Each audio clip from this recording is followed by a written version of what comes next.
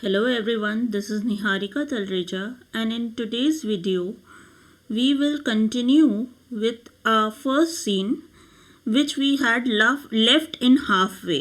मतलब आधा हम लोग ने प्ले कवर किया था फर्स्ट सीन जूलियस सीजर का, और फर्स्ट एक्ट का फर्स्ट सीन था वो। और ये हो कहाँ रहा था, ये रोम की स्ट्रीट्स में हो रहा था, और इसमें फ्लेवियस मेरुलस और कुछ वहाँ के सिटीजन्स थे।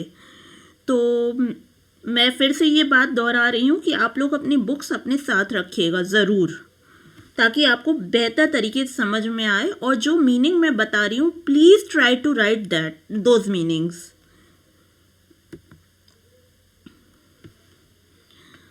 मेरुलस, अब मेरुलस कॉमनर्स से देखिए क्या कह रहा है। Wherefore rejoice? Why are you rejoicing? तुम इतना खुश क्यों हो, तुम इतना खुशियाँ क्यों मना रहे हो, क्यों रिजॉइस कर रहे हो। What conquest brings he home? मतलब यहाँ पे ही किसको रेफर कर रहा है, ही सीजर को रेफर कर रहा है, जूलियस सीजर को। तो वो कह रहा है कि ऐसी कौन सी जीत जूलियस सीजर लेके आ रहा है रोम में। होम, यहाँ पे होम का रेफरेंस है रोम। तो कॉन्केस्ट का क्या है, ऐसी कौन सी चीज इन्वेड करके, ऐसा कौन सा राज्य को उसने इन्वेड कर लिया, उसको हासिल कर लिया और वो लेके आ रहा है जिसकी तुम लोग खुशियां मना रहे हो। What tributaries follow him to Rome? अब ट्रिब्यूटरीज क्या होता है, ये बहुत समझने की चीज़ है। एक्चुअली में पुराने ज़माने में जब दो पावरफुल पॉलिटिकल पावर के लोगों के बीच में लड़ाई जब होती थी, या दो राजाओं के बीच में होती थी, तो जो जीतने वाला होता है वो हारने वाले से कुछ लूट लेता है। जैसे कि अगर आपने हिस्ट्री इंडिया की भी पढ़ी हो, तो जो राजा जीत जाता था तो वो हारने वाले को कुछ पैसे देता था, कुछ खजाना देता था, तो वो ट्रिब्यूटरीज कहलाते थे। तो वही वो कह रहा है कि व्हाट, ऐसी कौन सी ट्रिब्यूटरी वो अपने साथ फॉलो कर रहा है, वो लेके आ रहा है। To grace in captive bonds, मतलब उसके ऑनर में, उसके बढ़ाई में, उसके कैप्टिव बॉन्ड का मतलब होता है कि वो कौन सी ऐसी चीज कैद करके अपने साथ लेके आ रहा है। His chariot wheels, chariot wheels जो होता है रथ के पहियों को कहते हैं। चैरियट का मतलब होता है रथ, और व्हील्स का मतलब होता है पहिया। तो अपनी कौन सी ऐसी जीत को वो अपने रथ के पहिए में बांध के लेके आ रहा है। You blocks, you stones, you worse than senseless things। अब देखिए यहाँ पे मेरुलस जो है वो उनको डांट रहा है, जो सिटीजन्स हैं वहाँ के, और कह रहा है कि तुम पाषाण हो, मतलब पत्थर हो, तुम ब्लॉक्स हो, तुम ऐसे निर्जीव वस्तु हो, बिल्कुल तुम्हारे अंदर कोई जान नहीं है, तुम्हारे अंदर कोई हार्ट नहीं है। सेंसलेस मतलब कि तुम लोग के अंदर कोई सेंस नहीं है, कोई दिमाग नहीं है, कोई विजडम नहीं है चीज़ों को समझने का। तुम लोग वर्स्ट हो, बिल्कुल खराब आदमी हो, वर्स हो। O you hard hearts, hard hearts का मतलब पत्थर दिल। हार्ड मतलब जो ठोस होता है, हार्ड, जिसको एक सॉफ्ट चीज होती है जैसे कि गद्दा। हार्ड हार्ट्स मतलब पत्थर जैसा दिल है तुम्हारा। You cruel men of Rome, cruel बहुत ही ऐसे लोग जो बहुत ही क्रूअल, बहुत ही निर्दयी लोग होते हैं, निर्दयी। क्रूअल मेन ऑफ रोम, रोम के क्रूअल मेन हो तुम लोग। न्यू यू नॉट पोम्पे, अब यहाँ पे पोम्पे के बारे में जानना बहुत ज़रूरी है। पोम्पे कौन था? पोम्पे वहाँ का जनरल, या फिर यूँ कह लीजिए वहाँ का स्टेट्समैन भी था। जनरल का मतलब होता है आर्मी का जो सबसे बड़ा चीफ होता है, हेड होता है, वो पोम्पे था। और एक पॉलिटिकल लीडर भी, स्टेट्समैन का मतलब होता है पॉलिटिकल लीडर था वो। Many a times and oft, many a time मतलब बहुत बार, often, have you climbed up to walls and battlements, to towers and windows, या to chimney tops। मतलब कई बार जब पोम्पे रोम की सड़कों से गुजरता था तो तुम लोग ऊंची ऊंची जगहों पे, ऊंची ऊंची बिल्डिंग पे उसको देखने के लिए चढ़ जाते थे। अगर आपने देखा होगा कि अगर कोई भी, अगर हमें पता चल जाए कि कोई बहुत बड़ा एक्टर आपकी घर की सड़क से गुजर रहा है, तो आपके घर पे आपके फ्रेंड्स वगैरह को पता चल जाए तो कहेंगे ना कि मैं तुम्हारे घर आ जाता हूँ और मैं उसको देखना चाहता हूँ। तो बिल्कुल वो छतों पे चढ़ जाते थे। और कई लोग तो इतना ज़्यादा उन एक्टर्स को देखने के लिए वो होते हैं कि वो जो पोल होता है, जो कि खंबा होता है, वहाँ पे चढ़ जाते हैं, कोई टावर पे चढ़ जाता है, कोई स्कूल की बिल्डिंग पे चढ़ जाता है केवल उस एक्टर को देखने के लिए। इसी तरह से पोम्पे भी वहाँ का इतना मशहूर आदमी था कि लोग उसको देखने के लिए जगह जगह चढ़ जाते थे। वॉल पे चढ़ जाएंगे, कभी टावर पे चढ़ जाएंगे, कभी चिमनी पे चढ़ जाएंगे, तो वो ऐसी ऐसी जगहों पे चढ़ जाते थे। Your infants in your arms, infants का मतलब होता है बच्चे, मतलब ये लोग जो होते थे वो अपने बच्चों तक को लेके चढ़ जाते थे ताकि वो पोम्पे को देख सके। And there have sat the live long day, मतलब वहाँ बैठ जाते थे और पूरा पूरा दिन बिता देते थे सिर्फ पोम्पे को देखने के लिए। विथ पेशेंस एक्सपेक्टेशन, पेशेंस का मतलब यहाँ पे होता है पेशेंटली, बहुत ही धैर्य के साथ वो पोम्पे का इंतजार करते थे ताकि वो पोम्पे से मिल सके। To see great Pompey pass the streets of Rome, Pompey को देखने के लिए, उसके वो स्ट्रीट से पास करे, उसको देखने के लिए वो लोग चढ़ जाते थे।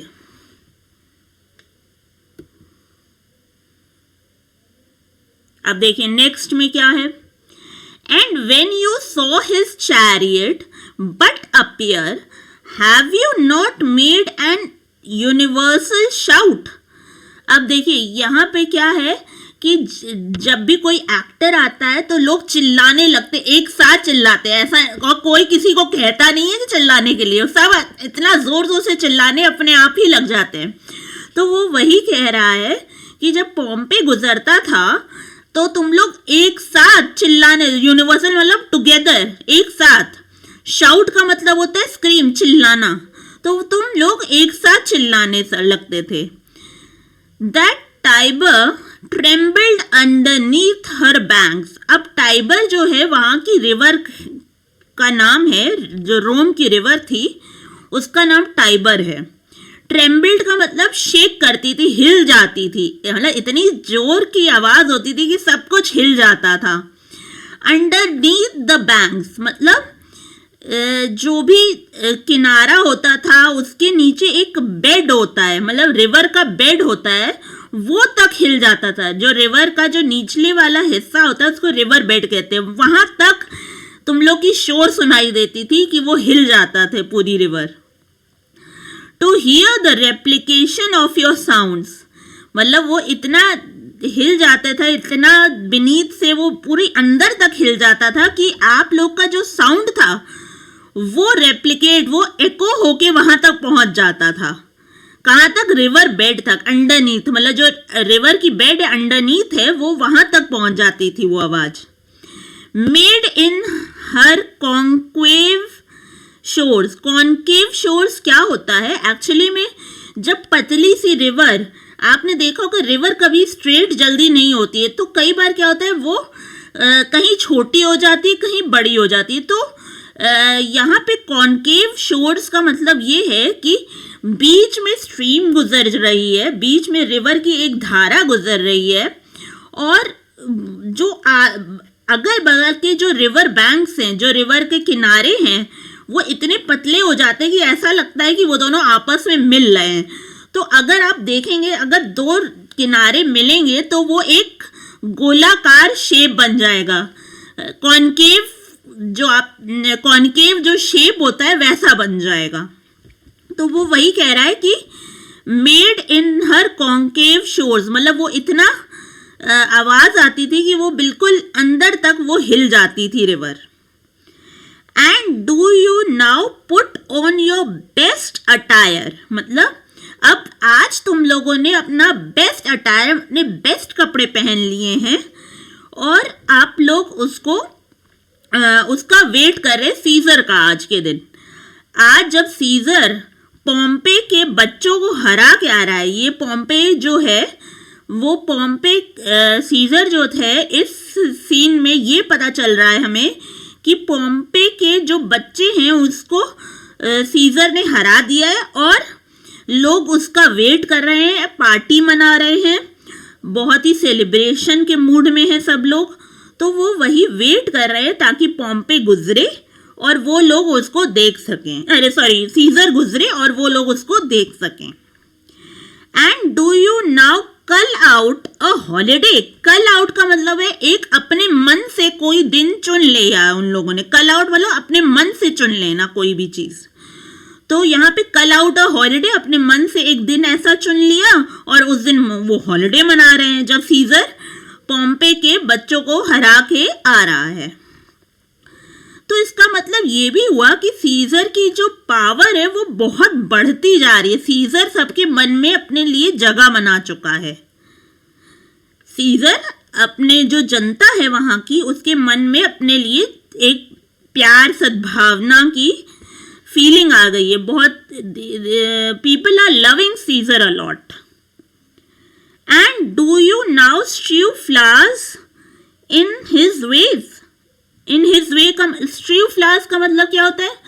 उसके रास्ते में जहाँ से सीजर गुजरेगा वहाँ पे उन लोगों ने फ्लावर्स फेंके हुए। जैसे नहीं होता है कोई भी एक्टर या एक्ट्रेस या कोई भी नेता आता है तो लोग फ्लावर थ्रो करते हैं, तो वो वही कह रहा है कि आज तुम लोग फ्लावर्स को थ्रो कर रहे हो। That comes in triumph over Pompey's blood. मतलब आज के दिन जो है सीजर विक्ट्री करके आ रहा है पोम्पेज ब्लड के ऊपर, पोम्पे के सन्स। पोम्पेज ब्लड का मतलब यहाँ पे पोम्पे के जो सन हैं उनको हरा के विक्ट्री हासिल करके, जीत हासिल करके लौट रहा है। Be gone, run to your houses, fall upon your knees, pray to the gods to intermit the plague. अब देखिए वो कह रहा है कि तुरंत चले जाओ, अपने घर पहुंच जाओ। फॉल अपॉन योर नीज मतलब अपने घुटने के बल बैठ जाओ। And pray to gods to intermit the plague मतलब ऊपर वाले से प्रार्थना करो कि जो बीमारी है, जो कह लो तकलीफ है, वो भगवान तुम लोग को ना दे, क्योंकि तुम लोग ने बहुत गलत काम किया है और जिसकी वजह से भगवान ऊपर वाला बहुत नाराज है, ईश्वर बहुत नाराज है तुम लोगों से और वो तुम लोगों को माफ नहीं करेगा। तो बस ऊपर वाले से प्रार्थना करो कि तुम्हें कोई बीमारी ना लगे, तुम लोग स्वस्थ रहो, क्योंकि टेम्परेरी, क्योंकि तुम लोग को सजा तो मिलेगी, मगर ऊपर वाले से ये प्रार्थना करो कि कुछ वक्त तक तुम्हारी ये जो सजा है वो भगवान अभी रोक दे, सीज कर दे, मतलब रोक दे टेम्परेरीली मतलब आंशिक तौर पे तुम लोग की जो तकलीफ ऊपर वाला तुम्हें देगा उसको रोक दो। That needs must light on the ingratitude मतलब जो तुम लोगों ने थैंकलेस काम किया है, जो तुम पोम्पे के खिलाफ जो तुम लोग चले गए हो, जो तुम लोगों ने सीजर का आज जो साथ दे दिया, तुम थैंकलेस हो गए हो किसकी तरफ? पोम्पे की तरफ। तो उसके लिए तुम ऊपर वाले से, ईश्वर से क्षमा मांग लो, सॉरी कह दो। Next Flavius. अब फ्लेवियस क्या कह रहा है? गो गो गुड कंट्रीमैन मतलब तुरंत चले जाओ। गुड कंट्रीमैन मतलब सिटीजन्स को कह रहा है, सिटीजन्स तुम लोग अपने घर चले जाओ। एंड फॉर दिस फॉल्ट मतलब जो तुम लोगों ने मिस्टेक की है उसके लिए क्या करो? Assemble all the poor man of your sort. अब यहाँ पे वो कह रहा है असेंबल मतलब एक साथ इकट्ठे हो जाओ, असेंबल टुगेदर, असेंबल एक साथ इकट्ठे हो जाओ। All the poor man of your sort अपने तरीके के जो भी लोग तुम लोग जहाँ पे आए हो, जो भी ये सोच के आए हो, सब जो ग्रुप बना के जो तुम लोग यहाँ पे टहल रहे हो, अपने तरीके के जो लोग हैं उनका ग्रुप बनाओ और वहाँ पे टुगेदर कहाँ चले जाओ? Draw them to Tiber banks, मतलब जो टाइबर रिवर है वहां पे तुम लोग चले जाओ. ड्रॉ मतलब take them to that bank, river bank. जो रिवर का किनारा है वहां पे सबको लेके असेंबल टुगेदर, वहां पे इकट्ठा हो जाओ. एंड वीप योर टीयर्स, मतलब इतना रो कि तुम्हारे आंसू निकलने लग जाएं. और इनटू द चैनल्स, मतलब वो जो तुम्हारे आंसू हैं वो उस रिवर में गिरे. Till the lowest stream do kiss the most exalted shores of all, मतलब जो तुम लोग रोगे वो तुम लोग इतना रो कि जो वहाँ की जो रिवर है उसका पानी इतना बढ़ जाए कि वो रिवर बैंक, जो रिवर का किनारा है वहां तक पहुंच जाए. इतना रो तुम लोगों ने इतनी बड़ी मिस्टेक, ग्रेव मिस्टेक, इतनी बड़ी गुनाह कर दिया है जिसके लिए तुम लोग को एक तो सबसे पहली बात है भगवान से माफी मांगनी चाहिए और तुम लोग को रोना भी चाहिए. और इतना रो कि तुम्हारे आंसू गिर गिर के उस रिवर के अंदर उस रिवर के पानी को बढ़ा दे. एक्सटेंट ऑल द कॉमनर्स, मतलब जितने भी कॉमनर्स हैं वो वहां से अब चले गए. मतलब इतना उसने सुना दिया फ्लेवियस ने और मेरुलस ने इनको कॉमनर्स को कि वो अपने आप को गिल्टी महसूस कर रहे हैं, अपने आप को शर्मिंदगी महसूस कर रहे हैं और वो चले गए हैं.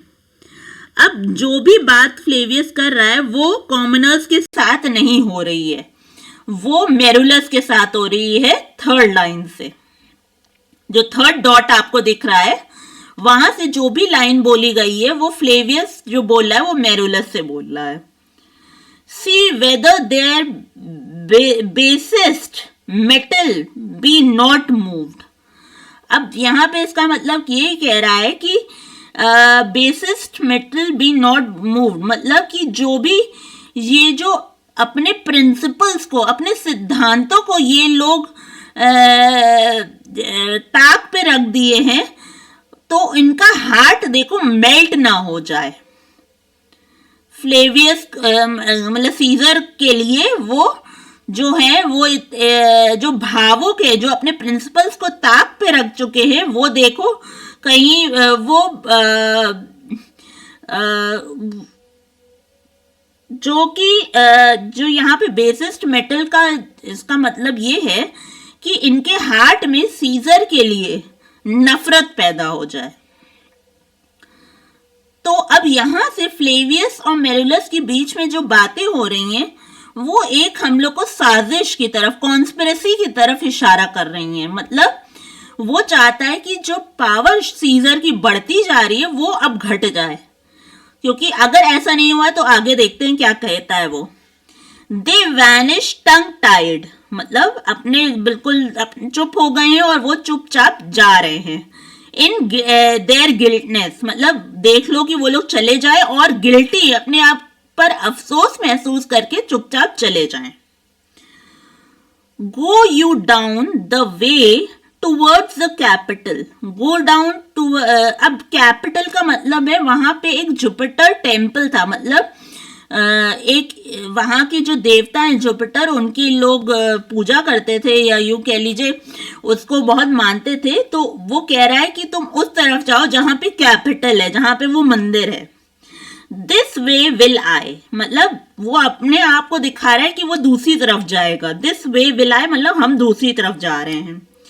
डिसरोब द इमेजेस, मतलब जो वहां पे इमेजेस है, जो वहां पे तस्वीरें हैं, उन पे जो कपड़े चढ़ाए गए हैं उनको निकाल दो. If you do find them decked with decoration ceremonies, मतलब वहां पे तुम देखो अगर इमेज को डेकोरेट खूब किया गया तो वो डेकोरेशंस भी हटा दो. So let's see what is next. अब मेरुलस क्या कहता है?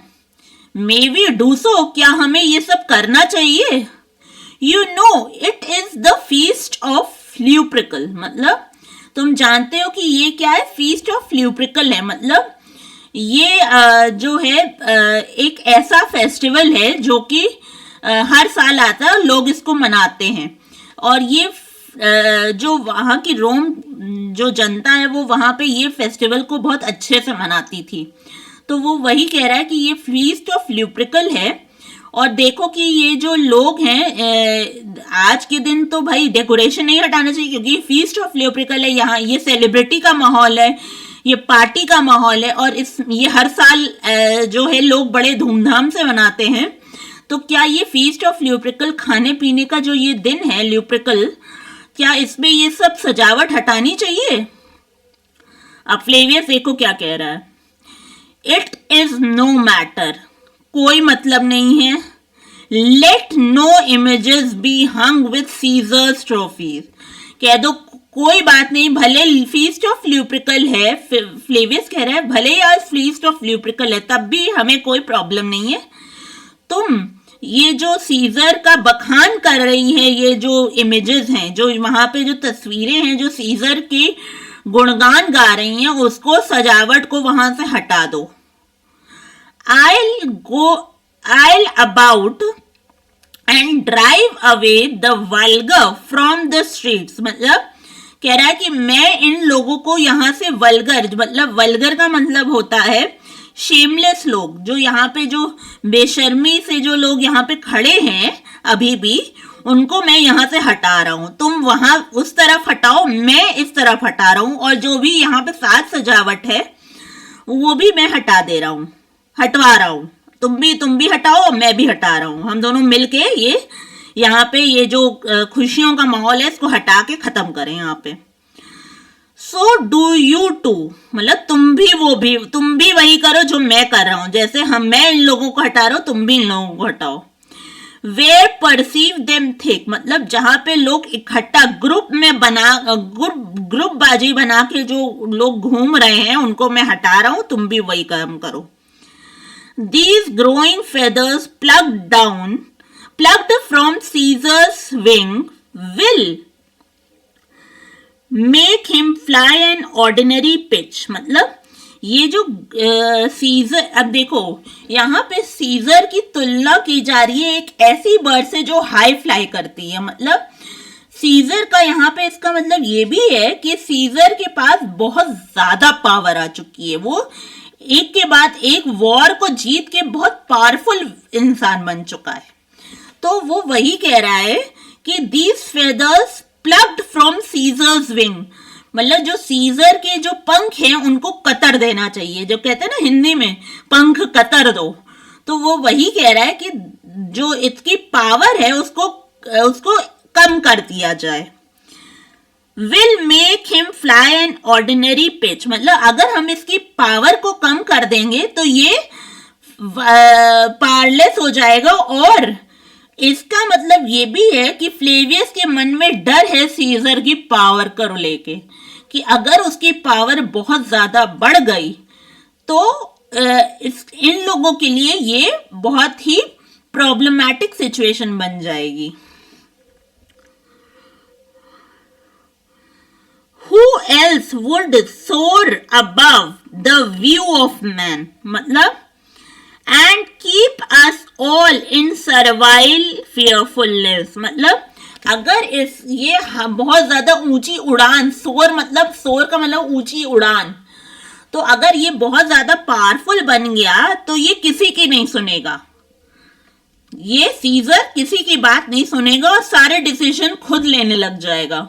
और अगर ये सारे डिसीजंस खुद लेने लग गया तो ये हम लोग के लिए डर की बात है, और हम लोगों को वो स्लेव, एक बंधुआ बना के रखेगा। So that's it for today. आज का ये सीन 1 आज खत्म होता है इस वीडियो के साथ। और दूसरी बात ये कि ये जो मैंने हाईलाइट की है ये फिगर ऑफ स्पीच है, मतलब ये है कि इसमें सीजर की तुलना जो की गई है वो किससे की गई है, एक बर्ड से की गई है जो कि बहुत ऊंची उड़ान उड़ती है। तो सीजर को माना गया है एक ऐसी पावरफुल बर्ड, ऊंची उड़ान का मतलब यहाँ पे पावर से लेके है, पावर से मतलब है। तो सीजर क्या है, बहुत पावरफुल है।